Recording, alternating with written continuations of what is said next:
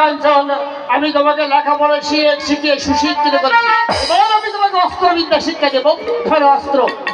সেনাপতি মশাই, তাই আমাকে শিক্ষা দিন। হ্যাঁ, ধরো অস্ত্র।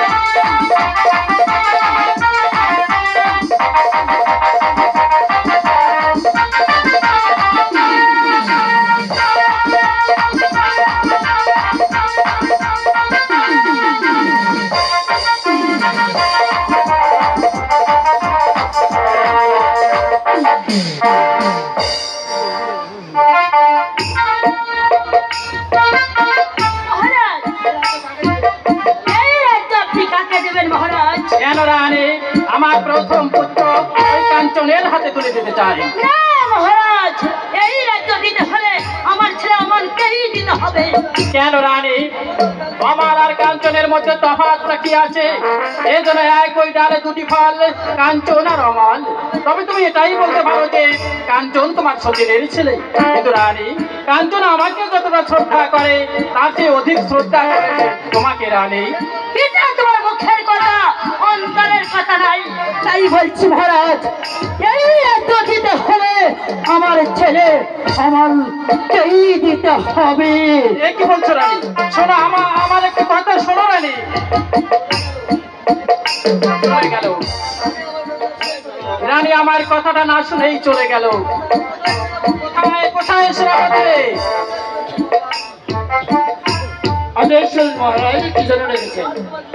রাজকুমারকে যুদ্ধ বিদ্যায় পারদর্শী হয়েছে। হ্যাঁ মহারাজ, কাঞ্চনকে আমি লেখাপড়া শিখে সুশিক্ষিত করেছি এবং এমন ভাবে অস্ত্রবিদ্যা শিক্ষা দিয়েছি যে এই রাজ্যের কোন রাজা এবং রাজপুত্র তাকে যুদ্ধে হারাতে পারবে না মহারাজ। পিতা, আমাকে শিকারে যাওয়ার জন্য আদেশ দিন পিতা, তাই আমি আপনার আশীর্বাদ নিই। বেশ বেশ কাঞ্চন। সেনাপতি মশাই বলুন। ওহ কি বিহিতা গোহ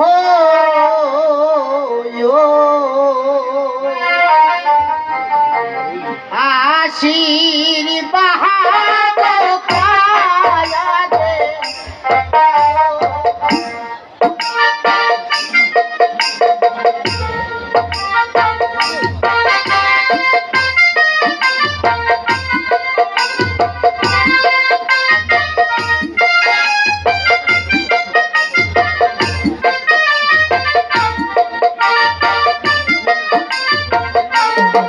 ওই না মোহনের মহত পরবাসী কার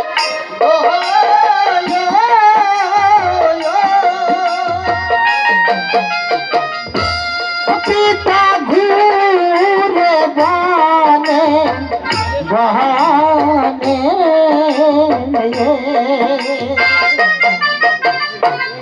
ওরে আশীর্বাদ পায়ালে পিতা গো যাইব শিকারে।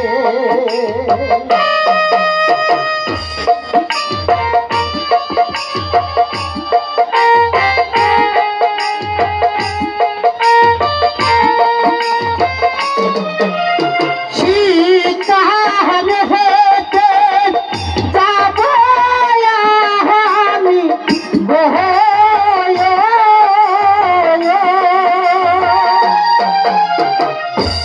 পিতা ধয়লুর মানো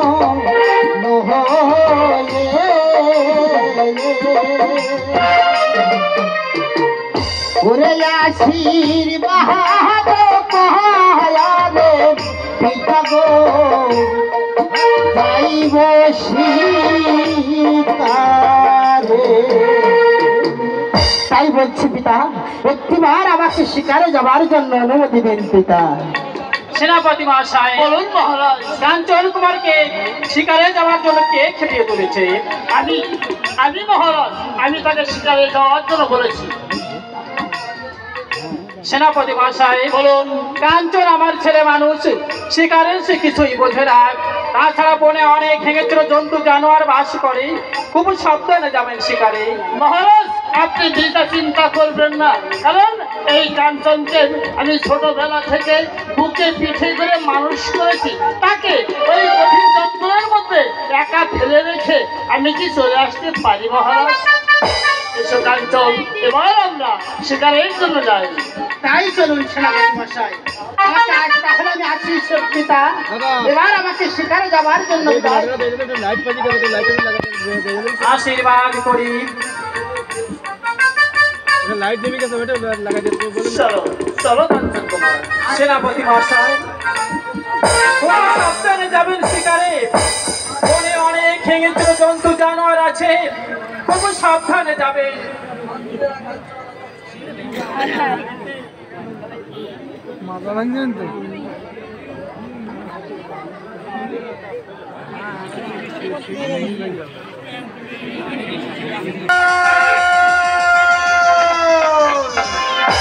সেনাপতি,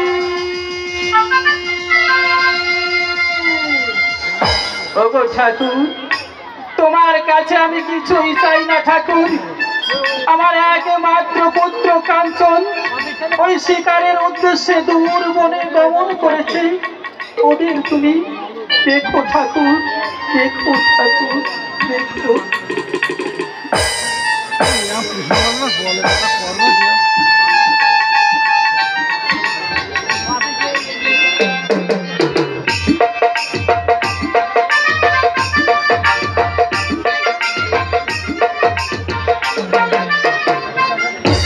মাকে একবার ডেকে দেখি, দেখি মায়ের দর্শন আমি পাই কিনা।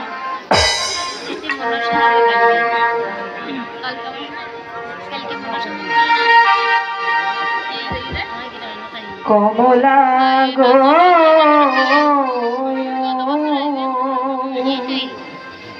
কোথায় আছো মা? কমলা আড়ালে বসিয়া, ওহো মা কমলা গো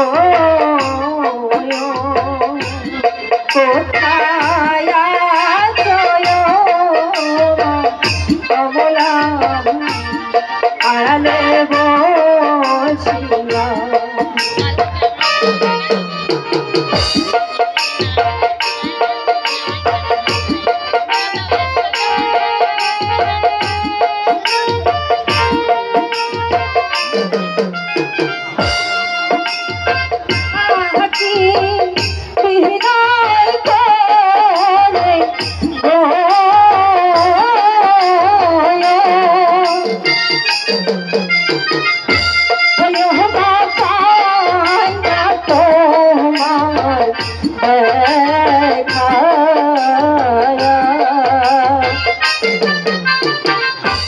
কোথায় আছো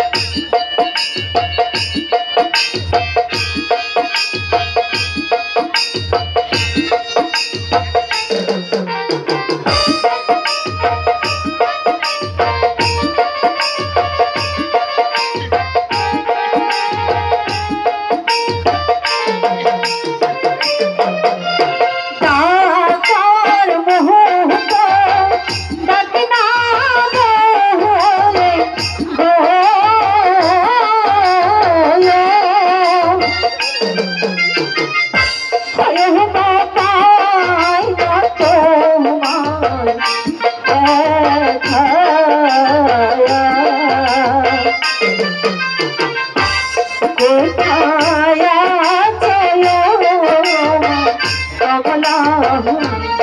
আড়ালে বসিয়া।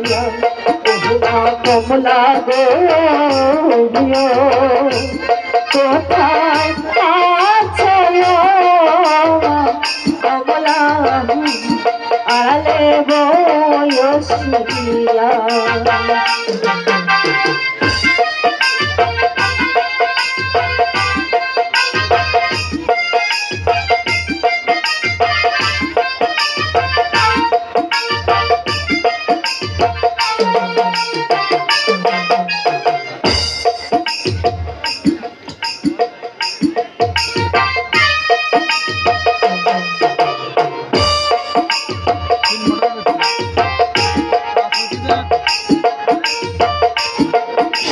বসিয়া।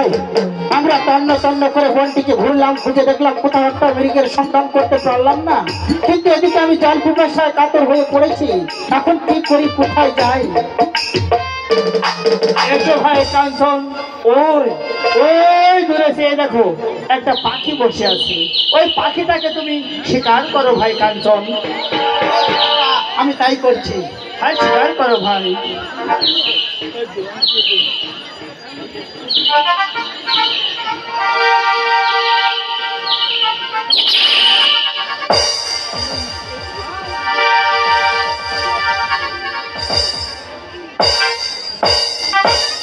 সে কি দাদা, শিকার তো চলে গেল। তাই তো ভাই কাঞ্চন, এখন কি করা যায়? তাহলে চলো এখন আমরা ওই গভীর জঙ্গলের মধ্যে প্রবেশ করি, দেখি সেখানে কোনো শিকারের সন্ধান পাওয়া যায় কিনা। তাই চলো। ভাই এসো।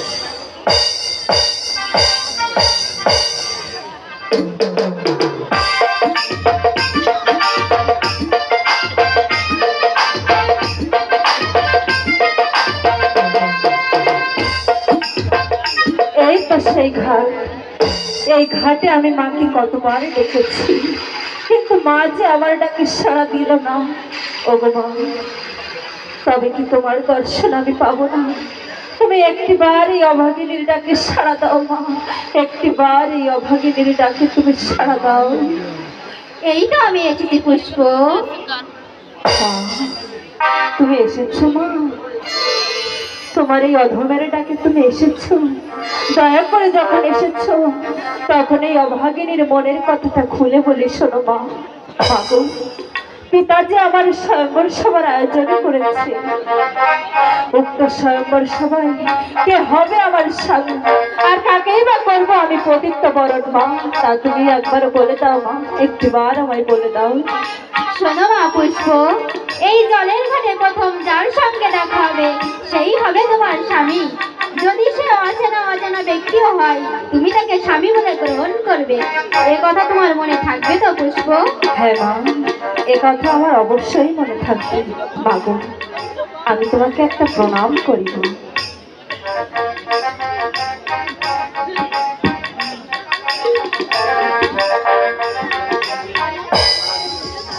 একে মাঝে চলে গেলেন, এখন আমি কি করি? ওই যে বনের পাখিরা যেন কি বলছে, ওহো বনের পাখি রে,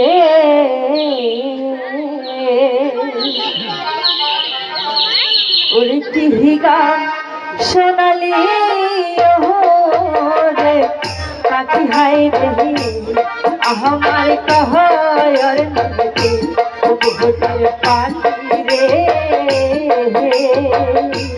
কি গান সোনালি রে পাখি হাই রে, আমার কহর নদী।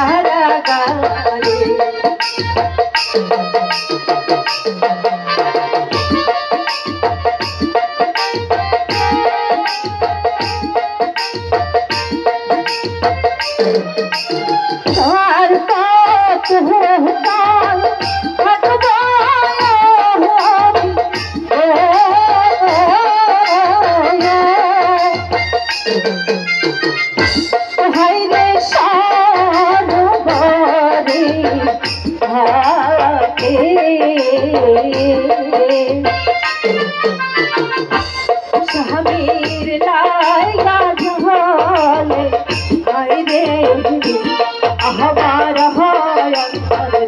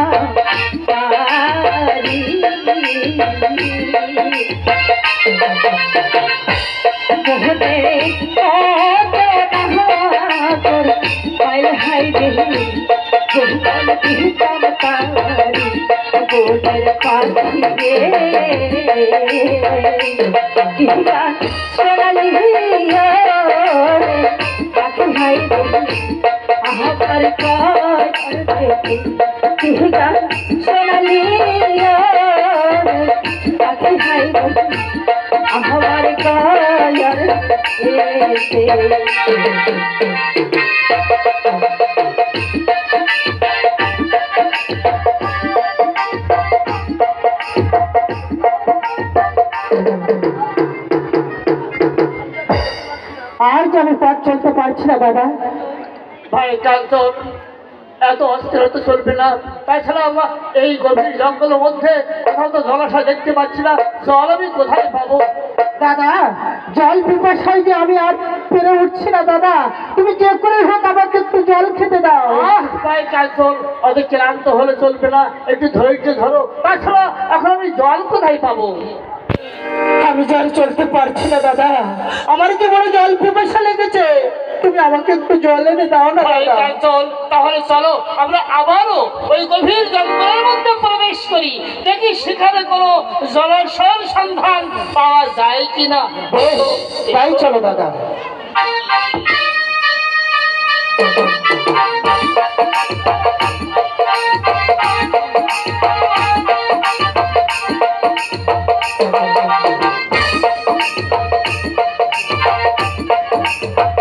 এই তো সেই ঘাট, মা তো বলেছিল এই ঘাটে প্রথম আমার যার সঙ্গে দেখা হবে সেই হবে আমার স্বামী, কিন্তু কই কাউকে তো দেখতে পাচ্ছি না। তবে কি মায়ের কথা মিথ্যা হবে? মা, মা গো, এই অভাগিনীর ডাকে তুমি একটিবার সাড়া দাও মা, একটিবার তুমি সাড়া দাও। দাদা আর পারছি না দাদা, তুমি আমাকে একটু জল খেতে দাও দাদা। ওই যে এদিকে কারা আসছে, আমি একটু অন্তরালে গিয়ে দেখি ওরা কি করে। ভাই কাঞ্চন, ওই দূরে সেই দেখো একটা জলাশয় দেখা যাচ্ছে, তুমি ওই জলাশয় থেকে জল পান করেছো। আমি ততক্ষণ এই বৃক্ষতলে বিশ্রাম করি, যাও ভাই। বেশ দাদা, আমি তাই চললাম।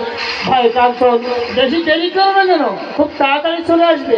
আমি কিন্তু এই বৃক্ষতলেই বিশ্রাম করছি, যাও ভাই, তুমি খুব শীঘ্র জল পান করে চলে আসবে, যাও।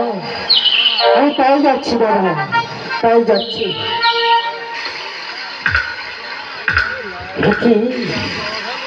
দেখি হেরি নয়নে আমার অনালো কান্তি,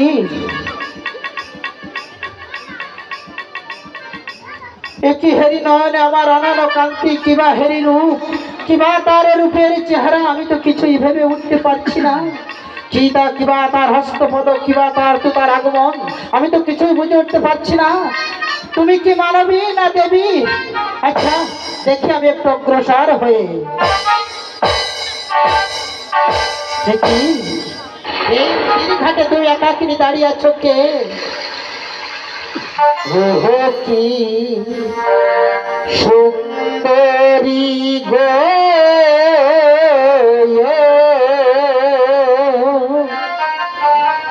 কি বাত হবার পিতা বাতাহায় রে, কি নাম তো মারি।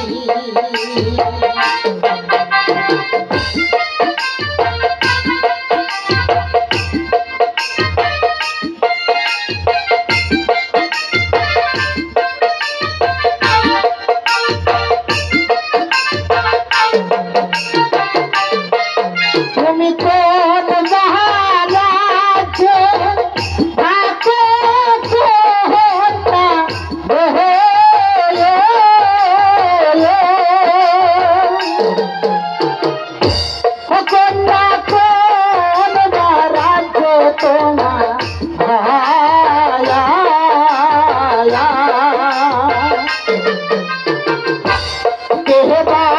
তোমার পিতা মাতা রে পিতা তোমার না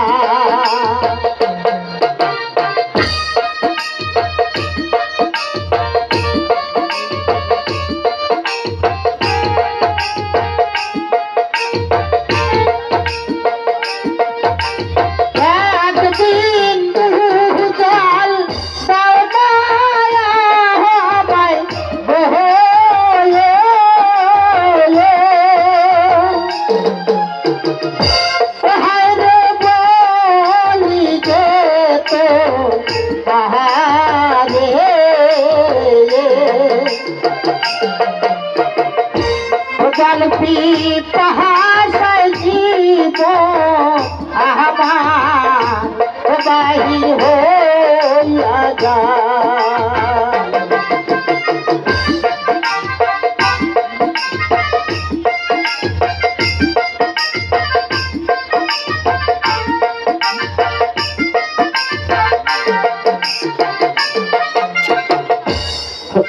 সুন্দরী, কি নাম তোমার?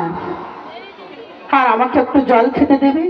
জল পিপাসায় আমি তো আর পথ চলতে পারছি না। কে কে তুমি? জল জল করছো? কোথায় তোমার দেশ আর কি বা তোমার নাম? এখানে কেন এসেছো? এখানে আসবার তো কোনো হুকুম নাই। সরো সরো বলছি এখান থেকে। তুমি কি জিন না তুমি পরি? জল কি তোমার? বেশ, আমি যখন এখানে এসে ভুল করে থাকি তখন আমি এখান থেকে চলেই যাচ্ছি। তাই তো বাজি আমাকে বলেছিল এই ঘাটে প্রথম আমার যার সঙ্গে দেখা হবে সেই হবে আমার স্বামী। তাই তো এই যে আমার মনের রাজকুমার বলে মনে হয়, এই রাজকুমার আজ ফিরে যাচ্ছে। না না, আমি তাকে কিছুতেই ফিরে যেতে দেবো না। দাঁড়াও দাঁড়াও, কে তুমি? কি তোমার পরিচয়? আমার পরিচয়? হ্যাঁ, তোমার পরিচয় কি? তাহলে আর শোনো, আমি বলছি।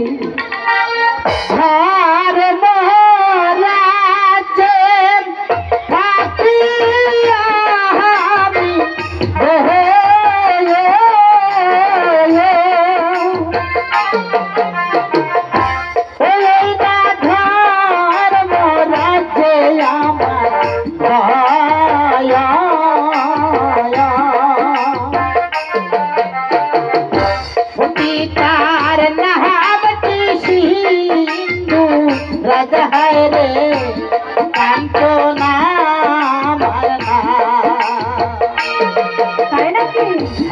আমি তোমার নাম কাঞ্চন কুমার?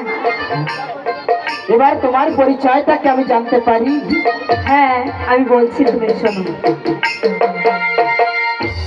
বিষ্ণু রাজার কন্যায় আমি,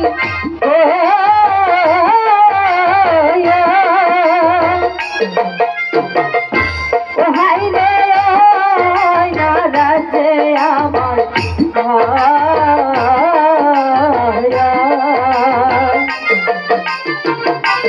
ছোট করে বললাম আমি হাই রে পুষ্প মহালয় আমার নাম। ছোট করে বললাম আমি হাই রে পুষ্প মহালয় আমার নাম। পুষ্প আমার মালা? আচ্ছা পুষ্প, তুমি আমাকে একটু জল খেতে দেবে? জল? হ্যাঁ জল। জল পিপাসায় আমি যা পথ চলতে পারি। পুষ্প, তুমি আমাকে একটু জল খেতে দাও না পুষ্প। আমি তোমাকে কেমন করে জল দেবো? যেমন করে হোক তুমি আমাকে একটু জল দাও পুষ্প। আমি যে কুমারী, জল আমি দিতে পারবো না কুমার। তবে জল আমি দিতে পারি কুমার, আমার একটা কথা রাখতে হবে। কি কথা রাখতে হবে?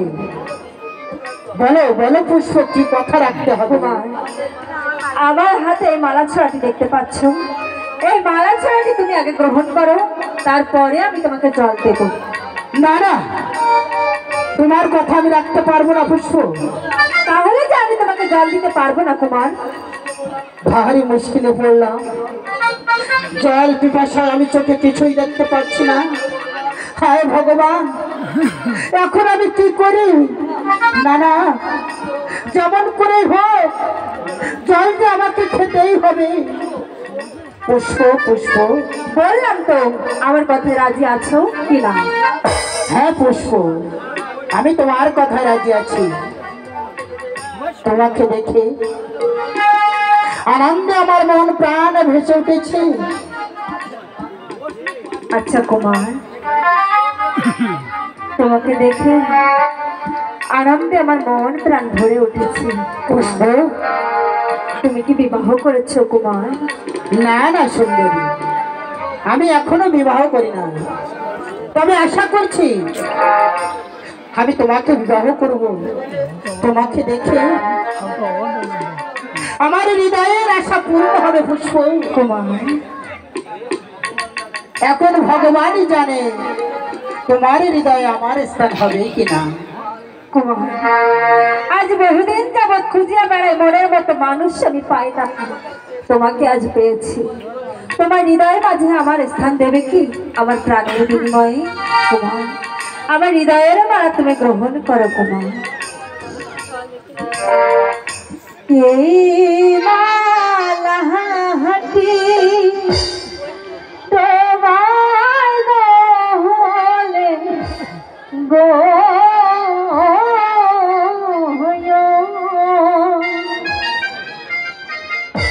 ও হাই রে তুমি তো পড়া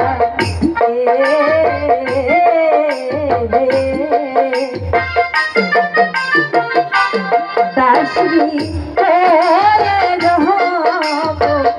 আমি হাই রে তোমার চহরে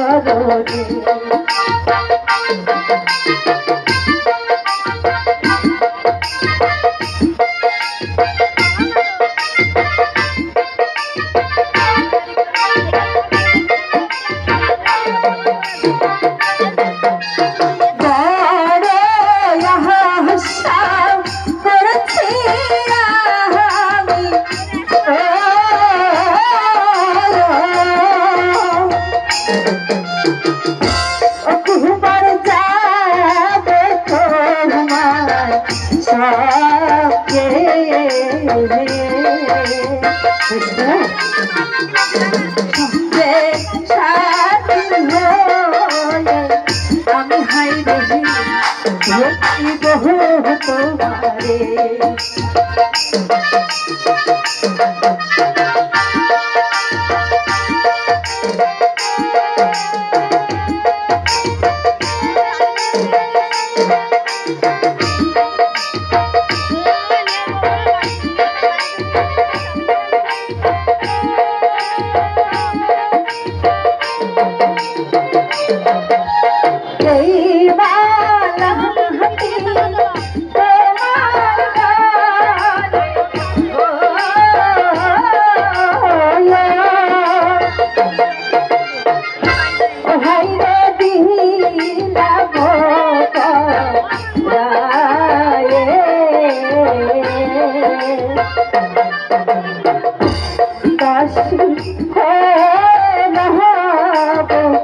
আমি হাই রহি তোমার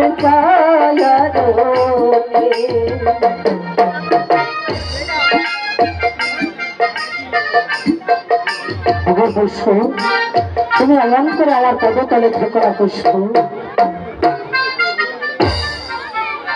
কুমার, কুমার, চলো আমার পিতার গৃহে যাই। তুমি আগে আমাকে একটু জল খেতে দাও পুষ্প। হ্যাঁ তাই তো, আমি যে একদমই ভুলে গেছি। হ্যাঁ। তুমি একটু অপেক্ষা করো, আমি এক্ষুনি জল নিয়ে আসছি। বেশ, তাড়াতাড়ি আসবে কিন্তু পুষ্প। জল পিপাসায় আমার গলা শুকিয়ে যাচ্ছে পুষ্প। তুমি একটু সত্তর করে জল নিয়ে এসো পুষ্প। চলে গেল, অনেক দেরি হয়ে গেল, এখনো তো জল নিয়ে আসছে না। কুমার, এই তো আমি জল নিয়ে এসেছি। দাও পুষ্প, দাও, দাও। জল খেয়েছো কুমার? হ্যাঁ খেয়েছি। একটা কথা কুমার, বলো কি কথা পুষ্প? কুমার, আগামীকাল পিতা আমার স্বয়ংবর সভার আয়োজন করেছে। উক্ত সভায় তোমাকে যে হাজির থাকতে হবে। বলো কুমার, তুমি আসবে তো? হ্যাঁ পুষ্প, তোমার মারা যখন আমি কণ্ঠে গ্রহণ করেছি তখন কি আমি না গিয়ে পারি? কুমার, আমি তাহলে আসি পুষ্প। কুমার, দাঁড়াও, আমি তোমাকে একটা প্রণাম করি। পুষ্প,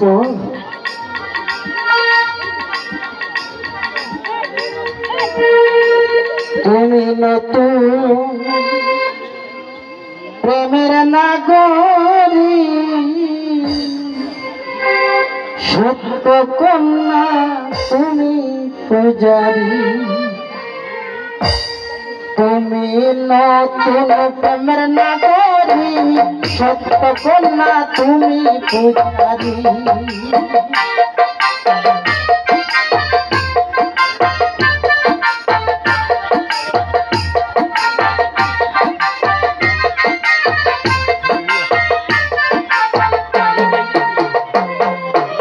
আছো কেন পদ তাহলে,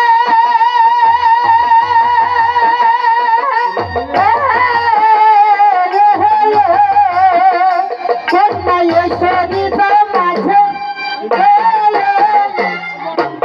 আছো কেন পদ তাহলে, কন্যা শরীর মাঝে, হৃদয়ে বসিয়া কন্যা,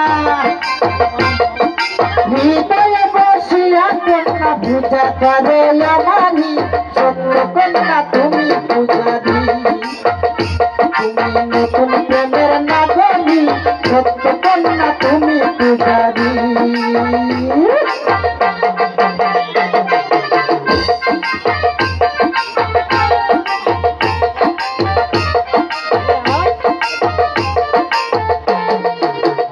তোমার রূপে রই না ঝলক লাগে রে, ও কন্যায় অঙ্গ যার জ্বলিয়া, হৃদয়ে বসিয়া কন্যা, হৃদয়ে বসিয়া কন্যা পূজা করো আমারি, সত্য কন্যা তুমি পূজারি। তুমি নূতন প্রেমের নাগরী, নূতন প্রেমের নাগরী, সত্য কন্যা তুমি পূজারি।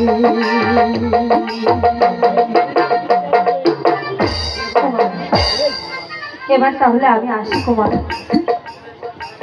তুমি এই সময় চলে গেলে আমি যে এখানে একা কেমন করে থাকবো পুষ্প? আবার দেখা হবে কুমার, আবার দেখা হবে। এখন আমি আসি। বেশ, তাই যাও পুষ্প, তাই যাও। আবার দেখা হবে। আবার দেখা হবে।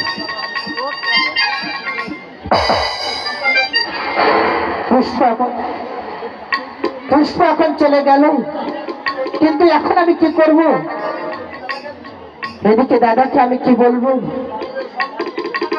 আমি তো সব হারিয়ে ফেলেছি।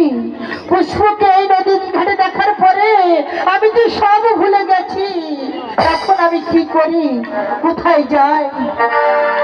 আমি বান গিয়াছি ভুলে রে, কি বান মারবো হরিণের বুকে।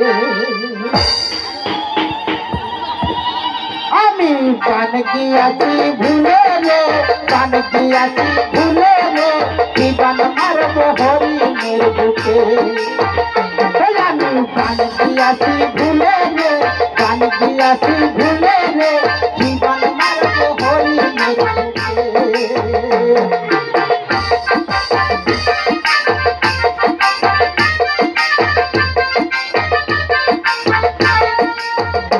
এসে ভুল বাগানে গাছে দাঁড়ালে, আমার হরিণ গাছে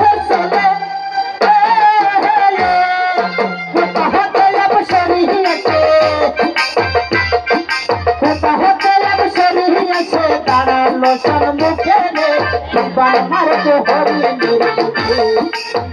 ওই আমি গান দিয়াছি ভুলে রে, গান দিয়াছি ভুলে রে, জীবন ফকিরের মুখে।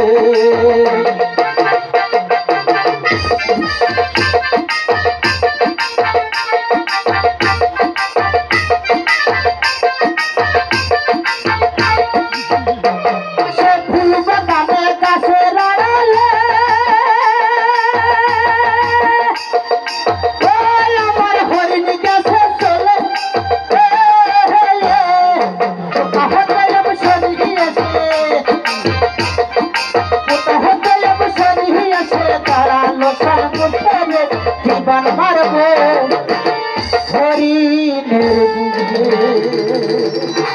অনেক হলো, কাঞ্চন গেছে জল খাওয়ার জন্য গভীর জঙ্গলের মধ্যে, আসলে ফিরে আসছে না। আমি যে মহা বিপদে পড়ে গেলাম, তাহলে তাহলে কাঞ্চন কেন ফিরে আসছে না? এই জঙ্গলের মধ্যে কাঞ্চনের কি কোনো বিপদ হয়েছে?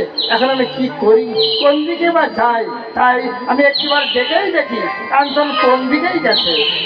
কাঞ্চন!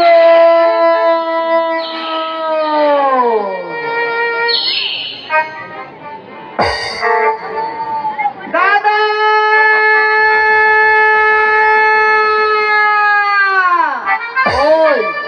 ওই তো কাঞ্চনের কণ্ঠস্বর শোনা যাচ্ছে, কিন্তু কোন দিক থেকে আসছে আমি কিছুই বুঝতে পারছি না। আর একবার দেখেই দেখি। কাঞ্চন! দাদা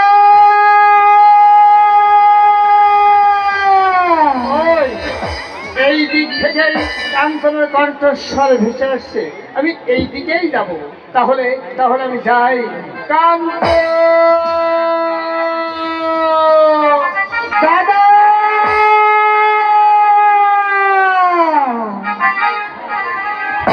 কি ভাই কাঞ্চন, পূর্বের বেলা যে পশ্চিমে চলে গেল, এখনো তোমার জল পিপাসা মিটলো না ভাই কাঞ্চন। দাদা আমি যে এক বিপদে পড়েছিলাম। বিপদে পড়েছিলে? হ্যাঁ দাদা। তুমি কিসের বিপদে পড়েছিলে? বনের মাঝে এক রাজকন্যা এই এসেছিল। বনের মধ্যে রাজকন্যা এসেছিল? এসব তুমি কি বলছো? এটা আমি বিশ্বাস করতে পারছি না।